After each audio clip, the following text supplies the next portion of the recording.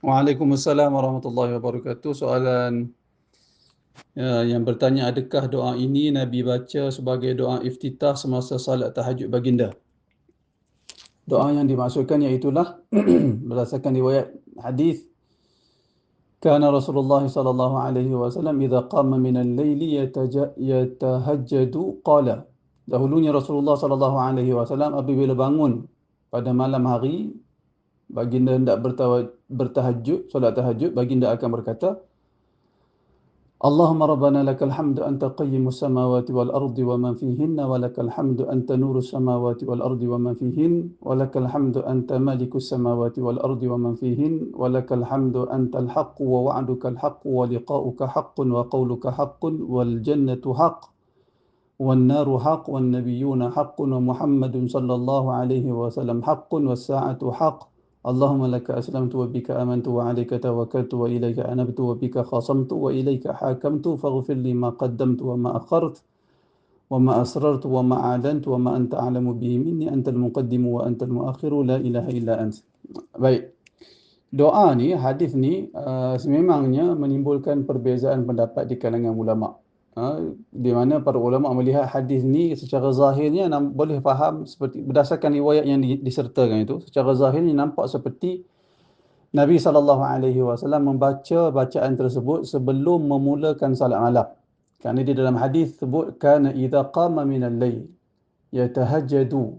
Nabi bila bangun pada malam hari untuk melaksanakan tahajud, Nabi baca bacaan yang disebut tadi.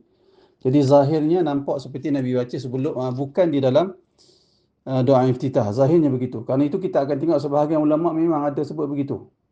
Sebahagian ulama ada yang memahami bacaan tersebut adalah dibaca ketika sebelum memulakan salat tahajud. Sebahagian ulama kata begitu. Manakala sebahagian lain memahami hadis itu merujuk kepada doa iftitah, disebabkan mereka memahami hadis itu merujuk kepada bacaan doa iftitah disebabkan ada riwayat lain yang menyebut Nabi yang menyatakan annahu idza qama fakabbara qala. Nabi SAW apabila bangun malam, apabila Nabi bertakbir, lalu disebut doa tersebut, bacaan tadi, menunjukkan doa itu adalah doa iftitah. Itu jadi sebahagian ulama kumpulan yang kedua mereka memahami hadis yang menyebut Nabi doa itu selepas baginda bertakbir merujuk kepada doa iftitah. Jadi mereka faham hadis itu dalam maksud hadis yang menyebut selepas baginda bertakbir itu adalah mengkhususkan lafaz yang umum pada hadis yang dibaca tadi. Jadi mereka faham semua hadis-hadis umum itu merujuk kepada maksud yang dikhususkan oleh hadis yang kedua yang menyebut Nabi baca perkara itu setelah baginda bertakbir. Itu pandangan yang kedua. Pandangan pertama seperti saya sebut di awal tadi, mereka memahami zikir tersebut, bacaan tersebut adalah dibaca sebelum menunaikan salat. Jadi memang perkara ini menimbulkan perbezaan pendapat di kalangan ulama, sehingga antara yang menyebut perkara ini iaitulah Al-Imam Al-Hafiz Ibn Hajar Al-Asqalani rahimahullah. Sebut perkara ini di dalam Fathul Bari, di mana beliau berkata zahiru siyaq annahu kana yaquluhu awwalu ma yaqumu ila salah. Zahir lafaz hadis menunjukkan baginda membacanya sebelum baginda memulakan salat.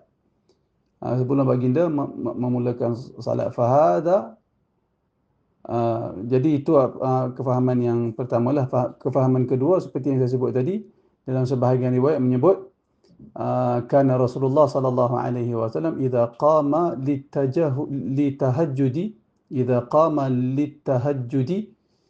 qala ba'da ma yukabbir. Nabi sallallahu alaihi wasallam apabila bangun untuk melaksanakan tahajud, baginda akan menyebut selepas bertakbir Allahumma lakal hamdu, bacaan tadi sehingga ke akhirnya. Jadi menyebabkan timbul perbezaan pendapat di kalangan ulama, dan kedua-dua pandangan itu dinyatakan oleh para ulama sama ada dibaca sebelum daripada memulakan salat ataupun dibaca di dalam bahagian doa iftitah pada malam hari. Wallahu a'lam.